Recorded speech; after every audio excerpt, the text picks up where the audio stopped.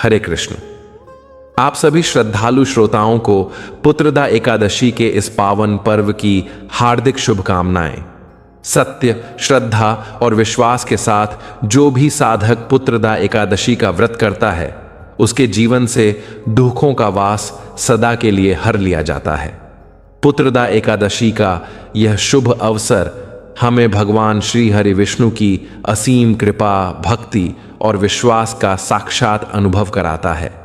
शास्त्रों में वर्णित है कि जो भक्त इस दिन विधिपूर्वक व्रत रखकर कथा का श्रवण करता है, उसे संतान सुख की प्राप्ति होती है और जीवन के सभी कष्टों से मुक्ति मिलती है। यह व्रत केवल संतान प्राप्ति का ही नहीं, बल्कि जीवन में सुख, शांति और धर्म की स्थापना का पावन साधन है।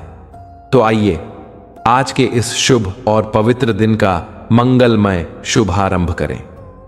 द्वापर युग में एक बार महाराज युधिष्ठिर ने श्री कृष्ण से पूछा, केशव, कृपा करके यह बताइए, पुत्रदा एकादशी की क्या विधि है और उस दिन किस देवता की पूजा होती है। तब भगवान श्री कृष्ण बोले, हे धर्मराज, आपका प्रश्न बहुत उत्तम है। यह सभी पापों को हरने वाली है। इसमें समस्त मनोकामनाएं तथा सिद्धियों के दाता नारायण भगवान की पूजा होती है। इस समस्त संसार में पुत्रदा एकादशी के समान दूसरा कोई व्रत नहीं है। पुत्रदा का अर्थ है पुत्र देने वाली, अर्थात यह व्रत निसंतान लोगों को संतान प्रदान करने वाला है। हे राजन, अब मैं आपको पुत्रदा एकादशी के महत्व से जुड़ी एक कथा सुनाता हूं। ध्यान पूर्वक सुने। एक समय भद्रावती नामक नगरी में सुकेतुमान नामक राजा राज्य करता था। उसकी पत्नी का नाम शैव्या था।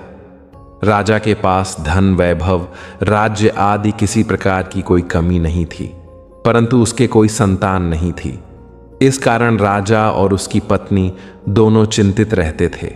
राजा यह सोचकर चिंतित रहते थे कि हमारे लिए पिंडदान कौन करेगा। बिना पुत्र के पितरों और देवताओं का ऋण मैं कैसे चुकाऊंगा। अवश्य ही मैंने पिछले जन्म में कोई बुरे कर्म किए होंगे, इसलिए मेरे पुत्र नहीं हैं। राजा को इस प्रकार चिंता में डूबा देख रानी शैव्या भी हर समय चिंतित रहती थी। एक दिन राजा चिंता में इतने मग्न हो गए कि उन्होंने अपने प्राण त्यागने का निश्चय किया, परंतु आत्मघाती को महापाप समझकर वह अपना अश्व लेकर सोच विचार में डूबे हुए जंगल की ओर चले गए।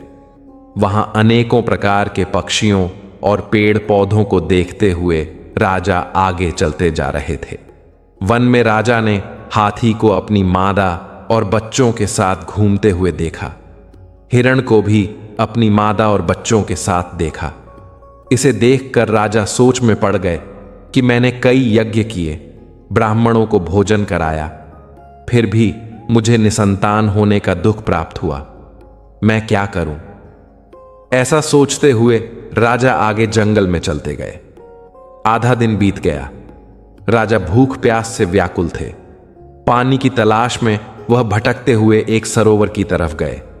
उस सरोवर में कमल पुष्प खिले हुए थे तथा बतख विहार कर रही थी। राजा ने नजर घुमाकर देखा तो सरोवर की एक ओर मुनियों का आश्रम बना हुआ था। उसी समय राजा के दाएं अंग फड़कने लगे। राजा ने इसे शुभ संकेत समझा और घोड़े से उतरकर उन ऋषियों के आश्रम में गए। आश्रम में पहुंचकर राजा ने ऋषियों को प्रणाम किया और वहां बैठ गए। राजा को देख मुनियों ने पूछा, हे राजन, आपकी क्या इच्छा है? राजा ने पूछा, महाराज, आप कौन हैं और यहां किस लिए आए हैं? कृपा कर मुझे बताएं। तब वह ऋषि बोले, राजन, आज से 5 दिन बाद संतान देने वाली पुत्रदा एकादशी है। हम विश्वदेव हैं और इस सरोवर में स्नान करने के लिए आए हैं। यह सुनकर राजा बोला, हे महाराज, मेरे कोई संतान नहीं है। यदि आप मुझसे प्रसन्न हैं तो मुझे पुत्र प्राप्ति का वरदान दें। यह सुन मुनि बोले, हे राजन, श्रावण मास की एकादशी का नाम पुत्रदा एकादशी है। यह निसंतान को संतान प्रदान करती है। आप अवश्य पुत्रदा एकादशी का व्रत करें और भगवान की कृपा से आपको पुत्र रत्न की प्राप्ति होगी। मुनि के वचनों को सुनकर राजा को संतोष हुआ और उसने महल में जाकर रानी शैव्या को सारी बात बता दी। और पुत्रदा एकादशी के दिन राजा और रानी दोनों ने पुत्र प्राप्ति की इच्छा से पूरे विधि विधान से पुत्रदा एकादशी का व्रत किया और द्वादशी के दिन पारण किया। कुछ दिनों बाद रानी शैव्या ने गर्भ धारण किया। 9 महीने पश्चात उनके यहां एक अति तेजस्वी पुत्र हुआ। वह राजकुमार अत्यंत सुंदर, यशस्वी और प्रजा का पालन करने वाला राजा बना। श्री कृष्ण भगवान बोले, हे कुंती नंदन, पुत्र प्राप्ति के लिए पुत्रदा एकादशी का व्रत सर्वोत्तम है। जो मनुष्य पुत्रदा एकादशी के महत्व को पढ़ते या सुनाते हैं, वह सांसारिक सुखों को भोग कर अंत में स्वर्ग लोक को प्राप्त करते हैं। पुत्रदा एकादशी का व्रत करने वाले व्यक्ति को सुबह जल्दी उठकर स्नानादि से निवृत्त होकर संतान प्राप्ति के लिए पति पत्नी दोनों को स्नान के पश्चात पूरे विधि विधान से श्री हरि नारायण की पूजा करनी चाहिए। इसके साथ पुत्रदा एकादशी की कथा सुननी चाहिए और आरती करनी चाहिए। हे भगवान नारायण, इस कथा को कहते, सुनते और हुंकार भरते सब पर कृपा करिए, सबकी मनोकामना पूर्ण करिए। जय श्री हरि नारायण। इस कहानी के बाद अब सुनिए तुलसी माता की कहानी। एक बार एक छोटी सी लड़की थी। जब वह थोड़ी बड़ी हुई तो उसे समझ आने लगी और तब से ही वह तुलसी माता की पूजा किया करने लगी। उसका हर दिन का नियम था कि तुलसी माता का पूजन करने के बाद ही वह भोजन ग्रहण करती। जब वह लड़की विवाह के लायक हुई तो एक दिन उसके माता पिता ने उसके लायक लड़का ढूंढकर उसका विवाह करवा दिया। लड़की को उसके माता पिता ने दहेज में एक तुलसी का गमला भी दिया, क्योंकि वे जानते थे कि उनकी बेटी को तुलसी पूजन कितना प्यारा है और वे बिना तुलसी के भोजन किए कुछ खाती भी नहीं। ससुराल में अब वह लड़की हर दिन सुबह उठते ही पूजा करती, तुलसी की पूजा करती, फिर उसके बाद ही खाना खाने बैठती थी। उसकी 2 जेठानी भी थीं।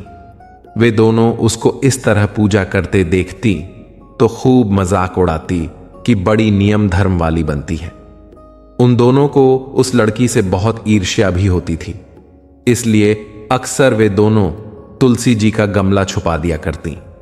वह लड़की बड़ी मुश्किल से ढूंढ ढांड कर वह गमला लाती, अच्छे से साफ करती और पूजा करती और उसके बाद कुछ खाती थी।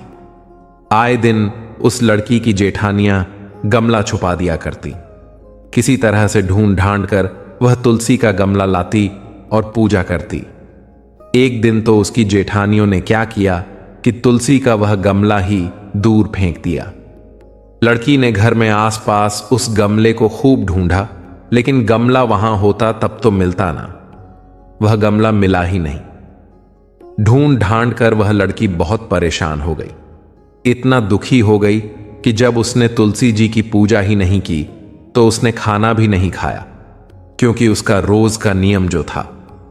अब जब नियम टूटा तो वह बहुत उदास हो गई। उस लड़की की सच्ची भक्ति देखकर इधर तुलसी माता उस पर बहुत प्रसन्न हो गई और उसके कमरे में अचानक तुलसी माता का गमला प्रकट हो गया। अगले दिन सुबह जब वह लड़की सोकर उठी तो उसने क्या देखा कि उसकी चारपाई के चारों कोनों पर तुलसी माता का गमला आ गया है। अब तो यह देखकर लड़की बहुत खुश हो गई और सोचने लगी कि अब तो मेरी तुलसी माता को कोई चुरा नहीं सकेगा, कोई तुलसी का गमला छुपा नहीं सकेगा। पूजा करने के लिए भी मुझे अब कहीं और नहीं जाना पड़ेगा। अब तो मेरी तुलसी माता को कोई फेंक भी नहीं सकेगा। यह सोचकर बहुत खुश हो गई और जल्दी से उठकर उसने स्नान किया और तुलसी माता की पूजा कर ली। पूजा करने के बाद जब वह खाना खाने बैठी तो उसकी जेठानियां उसका मजाक उड़ाने लगी। कहने लगी, लो, देवरानी का नियम धर्म पूरा हो गया। दरअसल उन्होंने ऐसा इसीलिए कहा क्योंकि उन्होंने तो जानबूझकर तुलसी का गमला बहुत दूर फेंक दिया था और उन्हें यह लग रहा था कि देवरानी ने आज तुलसी की पूजा नहीं की और बिना पूजा किए ही खाना खाने बैठ गई। तब दोनों जेठानियां देवरानी को ताना देते हुए कहने लगी, हो गया तुम्हारा नियम धर्म पूरा? कर ली तुमने तुलसी की पूजा? तो देवरानी धीरे से बोलने लगी, हां मैंने पूजा कर ली। जेठानी कहने लगी, अरे कहां से कर ली पूजा? गमला तो हमने फेंक दिया था। ऐसा कहकर जेठानियां हंसने लगी। तो देवरानी कहने लगी, देख लो मेरे कमरे में खाट पर तुलसी जी लगी हुई है। अंदर जाकर जेठानियों ने देखा तो बहुत शर्मिंदा हुई और बोली, देवरानी तुम्हारी भक्ति में बहुत सच्चाई है, हमने तुम्हें बहुत परेशान किया, हमें क्षमा कर दो। तब भोली भाली देवरानी ने अपनी जेठानी को क्षमा कर दिया और तब से देवरानी और जेठानियां मिलकर तुलसी जी की पूजा करने लगी और उनके घर में सुख समृद्धि के भंडार भर गए और उनके सभी दुख दूर हो गए। हे तुलसी माता, जैसे निर्मल बुद्धि आपने जेठानियों की और जैसे उन सबके घर में सुख समृद्धि के भंडार भरे, वैसे ही इस कथा को कहने और सुनने वाले सभी भक्तों के घर में भरना। प्रेम से बोलिए तुलसी माता की जय।